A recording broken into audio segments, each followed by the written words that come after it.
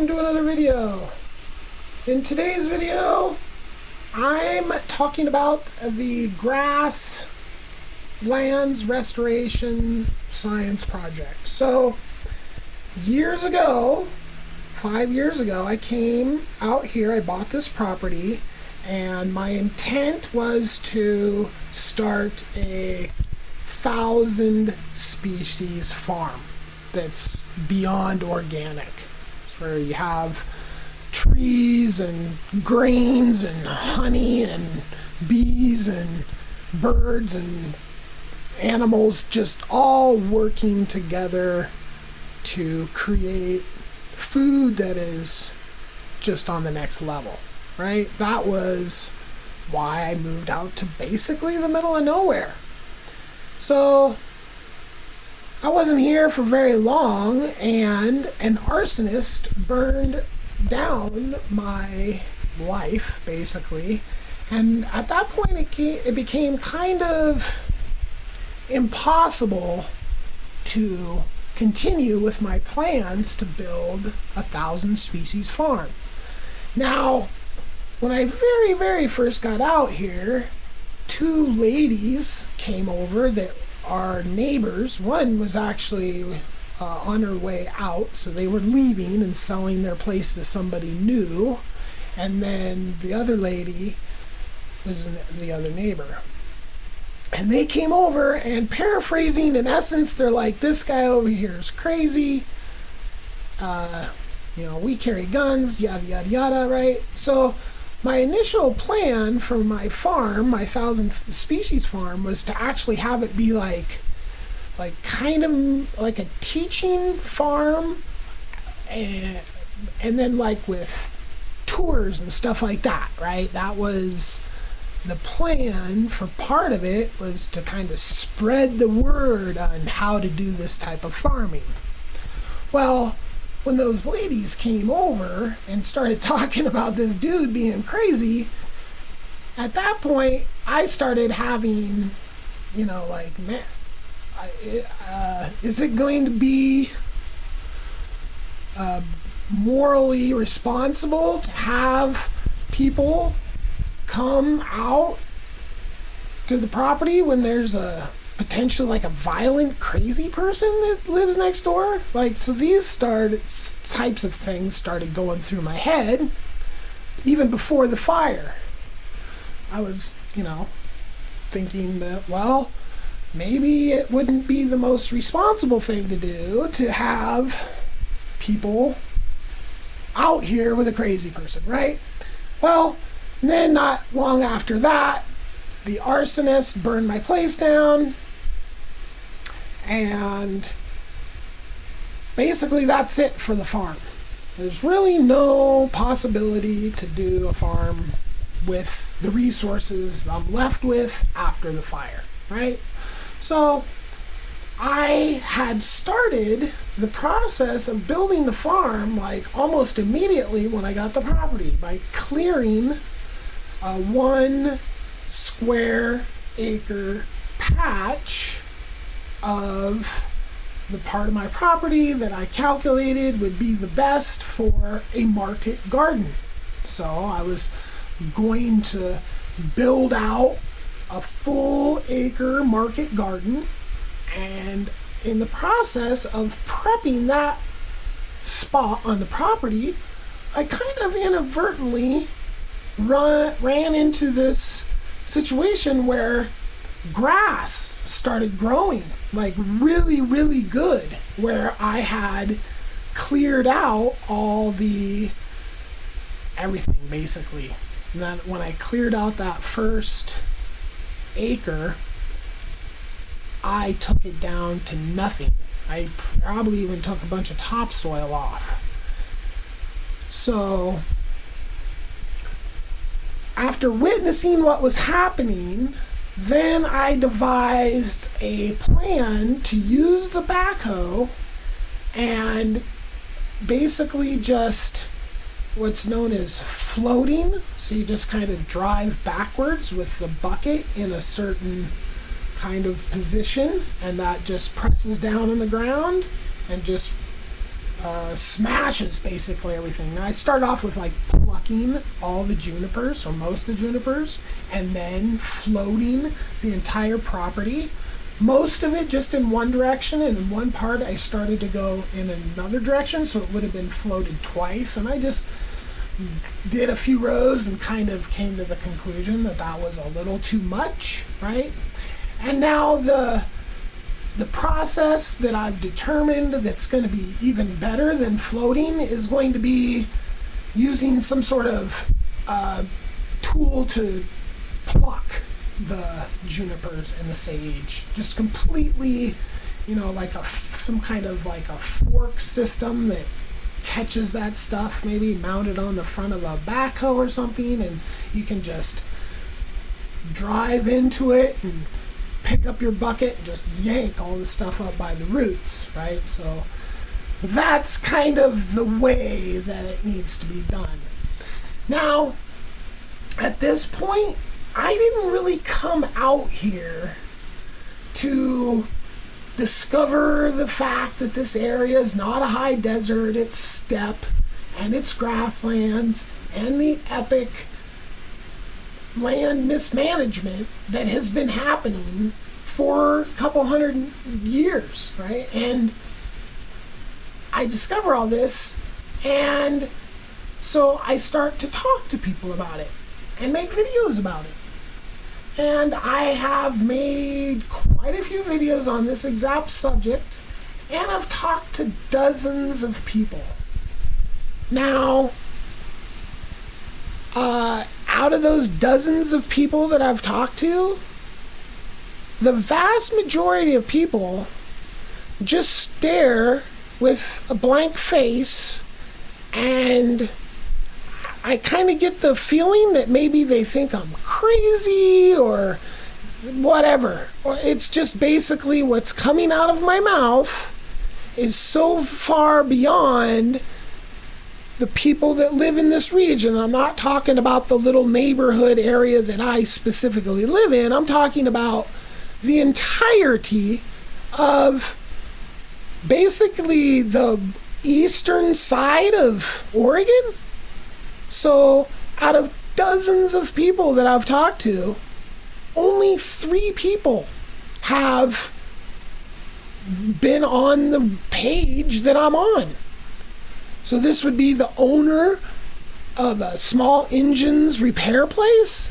So I was talking to him, and he just, oh yeah, this place is supposed to be grasslands and yada, yada, yada.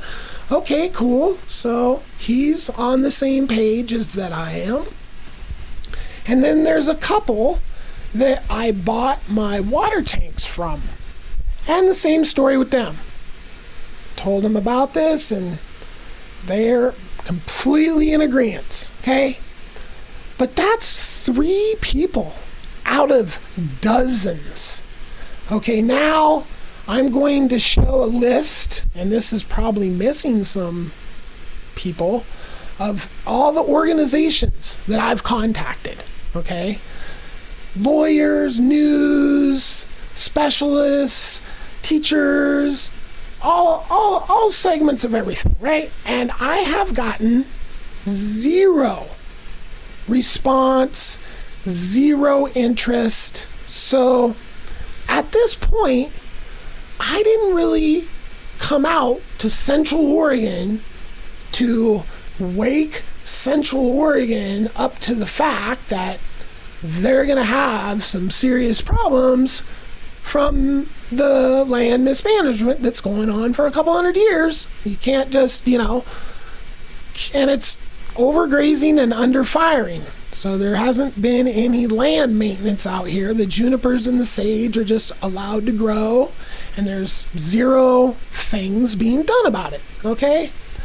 And I don't have kids, so it's not like my generations ahead of me are going to have a suffering life because of my inactions of when I discovered this, and then if I do nothing, because at this point I really can't do anything. All these organizations that I contacted that have done nothing are telling me that I'm wrong, everyone else is correct, and that don't worry about it. And I'm like, okay, fine, I've got things to do that don't involve arguing with people or debating people or trying to convince people. I mean, this is a climate change issue that we should have been on back in the 90s, but thanks to the oil companies going into the churches and convincing the churches that Jesus couldn't possibly be not controlling the weather. So it's impossible that humans, right? So we've been dealing with that level of ignorance for 30 years. And that ignorance, like that is really predominant out here.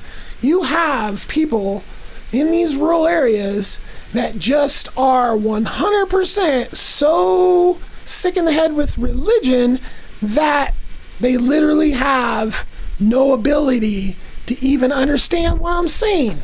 And I'm like, sorry, I can't continue to, it's annoying to me to try to wake people up, to show them what's going on, and then to just, be ignored or just be looked at like I'm crazy.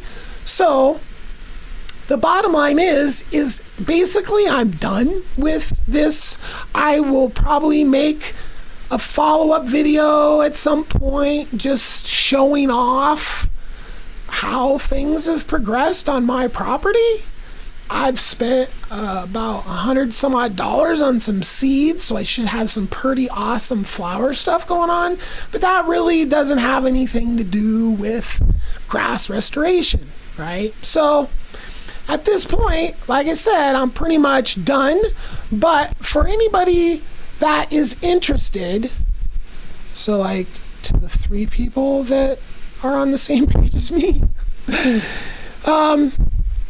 the plan to completely fix all this could go something like this. So as an example, where I live out here in this area called Juniper Acres, there's thousands of acres of this degraded grasslands, okay? So hypothetically, if people were trying to fix the entirety of all the degraded lands, you're gonna have to start somewhere. And you're gonna have to develop the equipment, the techniques, the equipment, and herds of goats, literally, right? So you get a property, like let's say out here in Juniper Acres, and people come together and decide that they're going to put this all together and make it happen in hopes of getting government contracts to clean up the government lands, because that's where the most of the land in Oregon is government land.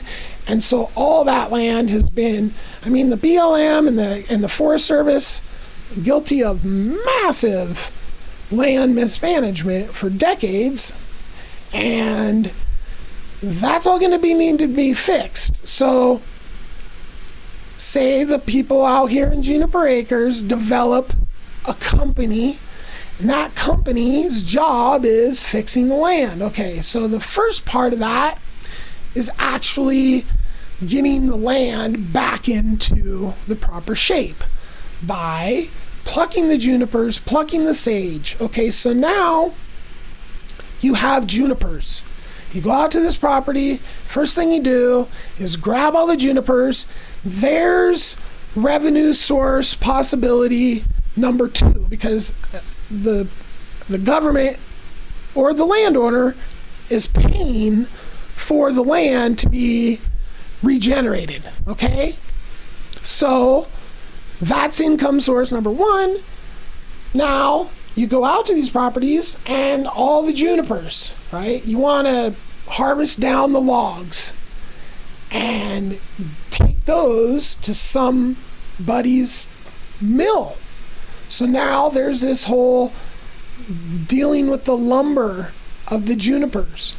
And there's a lot of cool stuff going on. People are taking little junipers that are only, 50 years old or something like that, 6 inches, and they're cutting them into little discs, and they're making cutting boards out of them. So there's all kinds of different things that could be done with the junipers in some sort of revenue building idea, okay?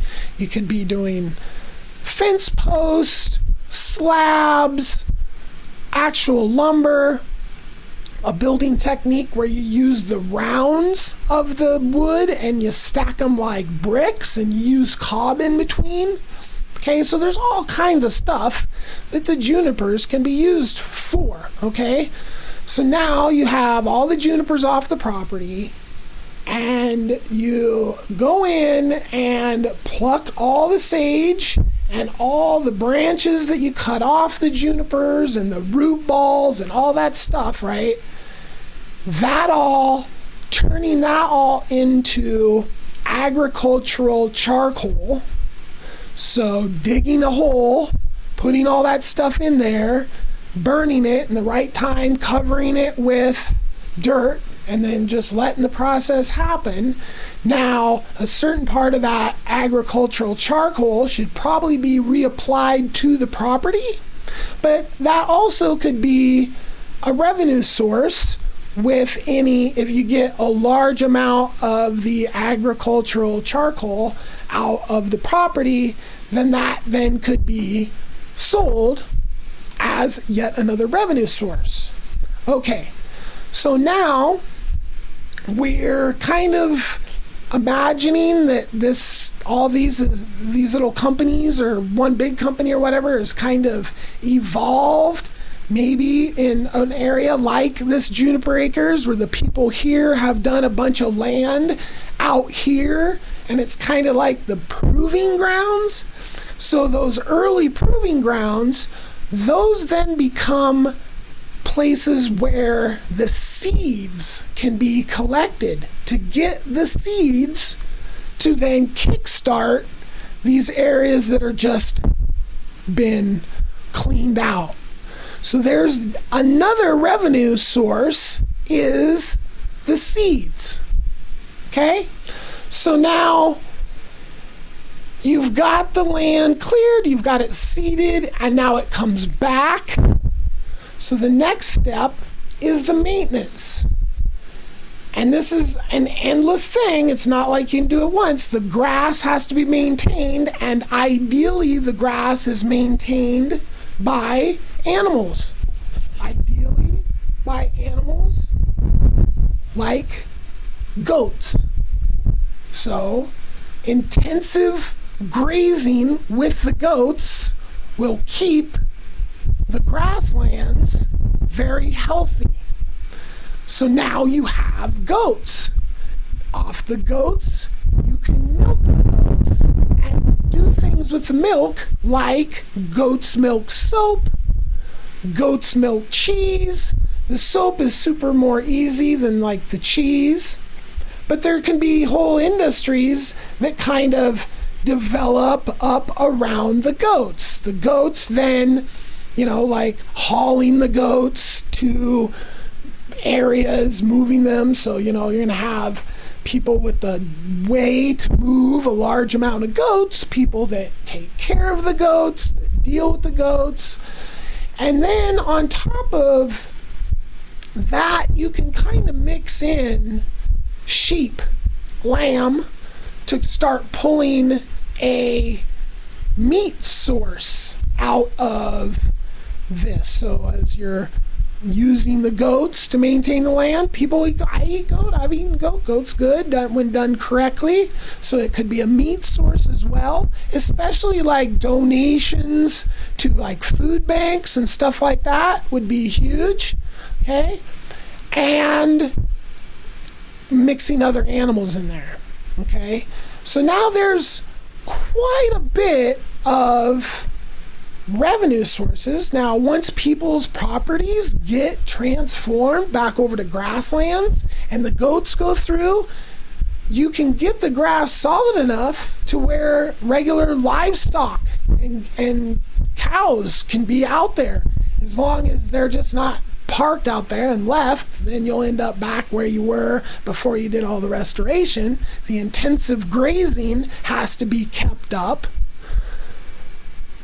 And you can also put like chicken tractors. Once these lands are converted back over to grasslands, there's all kinds of things you can do with grasslands when raising meat birds, quail, chicken, duck, and chicken tractor style on these grasslands that you just simply can't do now because the sage and the junipers are in the way.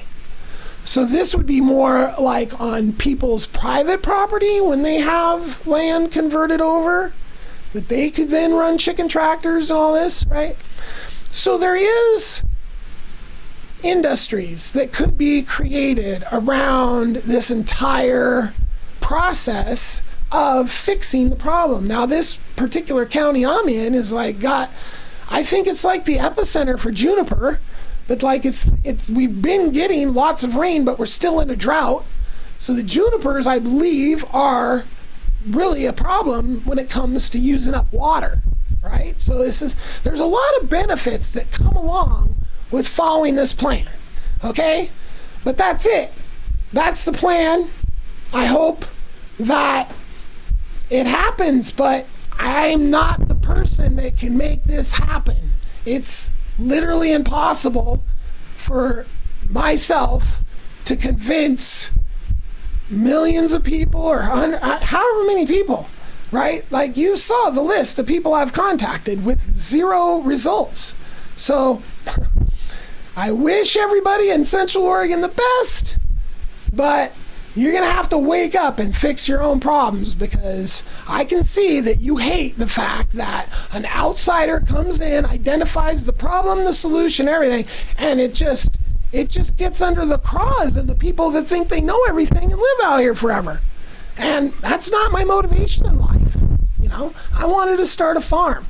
So anyway, if you like this video, subscribe. Although this playlist is done, I've got many other playlists that are super fascinating. So please like and subscribe and have a wonderful day. Peace.